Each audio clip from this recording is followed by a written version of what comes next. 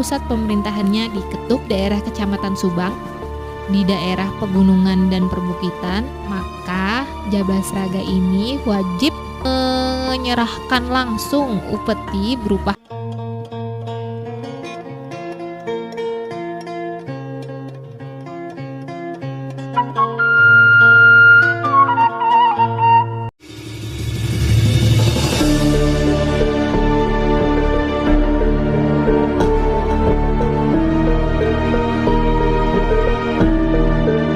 wilujeng patebang deui kanggo pamirsa sadayana di mana bae ayana, mudah-mudahan sehat walafiat, tidak kurang suatu apapun.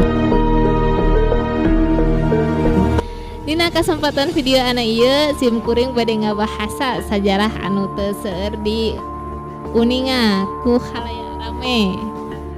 Nyaeta kedalaman Ketuk, tepatna di Dusun Ciketuk, Desa Pamulihan, Kecamatan Subang, Kabupaten Kuningan. Sumber sejarah dicandak tina WordPress Desa Pamulihan nyaeta. Sebelum lanjut, jangan lupa subscribe dulu ya supados tambah semangat ka pribadosna. Hatur nuhun.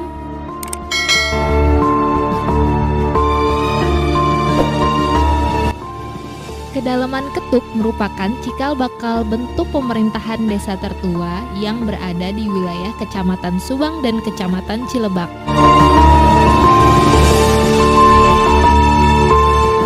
Kedalaman Ketuk ini dilewati oleh 3 sumber mata air dan diapit oleh perbukitan, dengan pusat pemerintahannya di Ketuk yang sekarang dikenal dengan nama Ciketuk.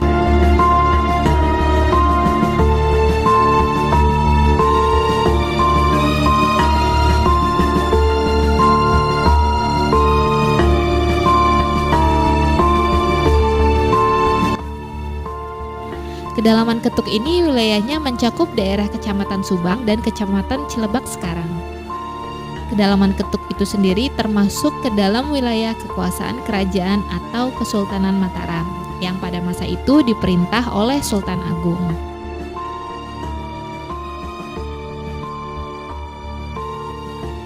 Pada masa itu, di daerah pegunungan dan perbukitan belum dikenal yang dinamakan permukiman. Pemukiman-pemukiman yang ada saat ini seperti Desa Pamulihan, Desa Jatisari, Desa Mandapajaya, Desa Legok Herang, Desa Cilebak, Desa Bungur Beres, Desa Patala, Desa Situ Gede, Desa Gunung Aci, Desa Subang, Desa Bangunjaya, dan Desa Tangkolo. Apalagi nama Kecamatan Subang dan Kecamatan Cilebak saat itu belum ada. Yang dikenal pada masa itu baru wilayah pemukiman yang bernama Kedalaman Ciketuk. Jika dibandingkan dengan pemerintahan saat ini, mungkin Kedalaman Ketuk itu setingkat dengan desa, namun wilayah kerjanya cukup luas, mencakup wilayah Kecamatan Subang dan juga Kecamatan Cilebak.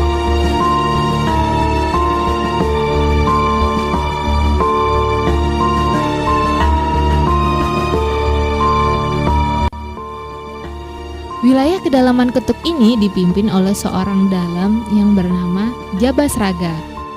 Tempat tinggal dalam Ketuk itu sendiri diperkirakan berada di sekitar Kampung Ciketuk, Desa Pamulihan sekarang. Nah, sisa-sisa peninggalan Kedalaman Ketuk yang masih ada dan masih bisa kita jumpai antara lain, yang pertama ada makam Wangsa Praya. Wangsa Praya ini merupakan putra sulung dalam Ketuk yang disebut sebagai Pasarean Dalam. Diperkirakan berada di Kampung Babakan Ciketuk, Desa Pamulihan. Lalu berikutnya ada makam Wangsareka. Wangsareka ini merupakan putra kedua dalam Ketuk yang disebut Makam Buyut.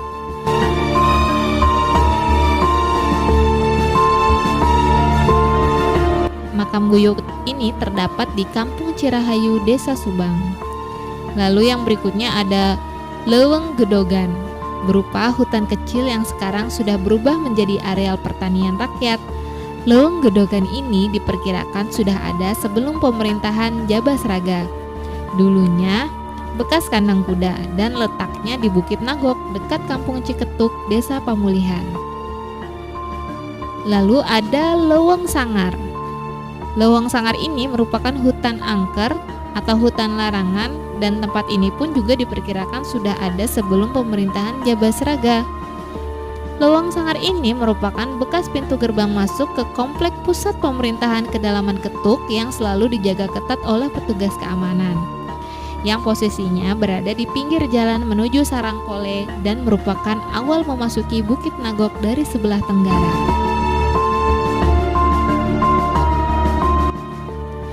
Berikutnya ada Embak Aryani. Embak Aryani ini merupakan tempat pemandian.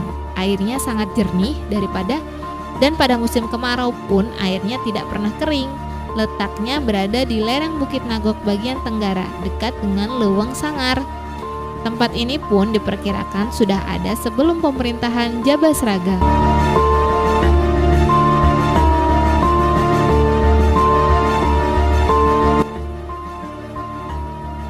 Lalu yang berikutnya ada Kampung Ciketuk.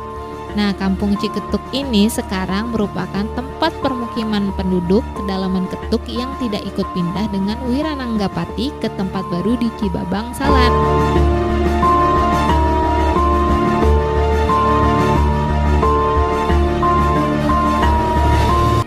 Menurut penuturan para sesepuh, yang disebut makam dalam itu bukanlah makam Jabasraga, melainkan makam putra sulungnya yang bernama Wangsa Praya. Beliau merupakan dalam Ketuk yang kedua yang tidak mempunyai wilayah kerja. Wangsa Praya satu-satunya putra Jabasraga yang menetap di Ciketuk hingga wafatnya, dan istrinya pun bernama Putri Dewi. Oleh masyarakat setempat, makam itu disebut sebagai makam dalam dan lebih dikenal dengan nama Pasarean. Menurut keterangan masyarakat setempat, rumah Jabasraga pun lokasinya tidak jauh dari makam Wangsa Praya atau makam dalam tersebut. Jabatan Kepala Pemerintahan Wilayah Ketuk pada waktu itu disebut Dalem. Padahal sebutan Dalem biasanya dipergunakan sebagai panggilan kehormatan kepada pejabat yang berpangkat setingkat bupati. Dalam menjalankan tugasnya, Jabasraga mendapat perintah dan arahan langsung dari Sultan Mataram, yang pada masa itu dipimpin oleh Sultan Agung. Sebagai tanda bakti setianya, maka Jabasraga ini wajib menyerahkan langsung upeti berupa hasil pertanian dari hasil usaha tani masyarakat di daerahnya masing-masing kepada pemerintahan pusat di Mataram. Di samping menyerahkan upeti sebagai tanda bakti setia, mereka pun berkumpul untuk menghadiri seba atau rapat kerja tahunan yang ada di Kesultanan. Acara seba itu biasa juga disebut dengan seba tahunan karena acara seba itu hanya diadakan setahun sekali. Banyaknya upeti yang harus diserahkan kepada Sultan Mataram oleh setiap desa ditentukan berdasarkan luas dan suburnya areal pertanian mereka. Upeti tersebut biasanya dibawa oleh rombongan pengantar yang dipimpin langsung oleh kepala desanya. Karena perjalanannya cukup jauh dan sulit, maka untuk sampai ke Mataram tersebut butuh waktu berminggu-minggu hingga berbulan-bulan. Upeti tersebut biasanya ditarik atau diangkut dengan menggunakan tenaga pemikul seperti kuda ataupun pedati yang ditarik oleh beberapa ekor sapi jantan atau kerbau jantan yang kuat tenaganya. Sedangkan kepala desa sebagai pimpinan rombongan biasanya menaiki kuda tunggang.